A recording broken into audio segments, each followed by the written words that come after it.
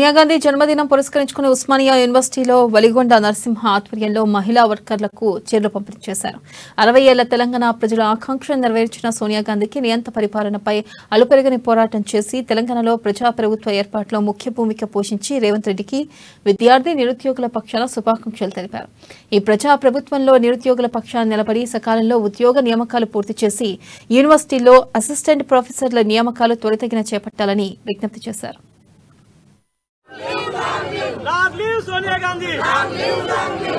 వ్యాప్తంగా సంబరాలు అమరంటున్నాయి. ఎందుకంటే 60 ఏళ్ల ఆకాంక్ష నెరవేర్చిన తల్లి సోనియా గాంధీ బర్త్డే సందర్భంగా మన ప్రభుత్వం ఏ తెలంగాణ కోసం అయితే ఈ ప్రజలు పోరాడో స్వేచ్ఛ వాయువులు ప్రజాస్వామ్య ప్రభుత్వం కోసం ఈ రోజు గౌరవ పెద్దలు రేవంత్ రెడ్డి గారి నాయకత్వంలో ప్రజా పరిపాలన జరుగుతుంది. కాబట్టి ఈ రోజు అందరూ గొప్పగా అందరు ఎక్కడ చూసినా కూడా రాష్ట్ర వ్యాప్తంగా పండుగ వాతావరణం ఉంది. అందులో భాగంగా ఈ రోజు మహిళలను గౌరవించుకోవడం భాగంగా నా తల్లి సోనియా గాంధీ బర్త్డే సందర్భంగా ఈ రోజు ఇక్కడ ఉన్న మా వర్కర్స్ కి అందరికీ చీరల పంపిణీ చేయడం జరిగింది. ఈ రోజు మేమందరం జై తెలంగాణ. ఇక్కడ ఇవాళ 79వ జన్మదిన శుభాకాంక్షలు పురస్కరించుకొని సోనియమ్మ గారి జన్మదినాలు ఉస్మానియా వేదికగా జరుపుకుంటున్నాము.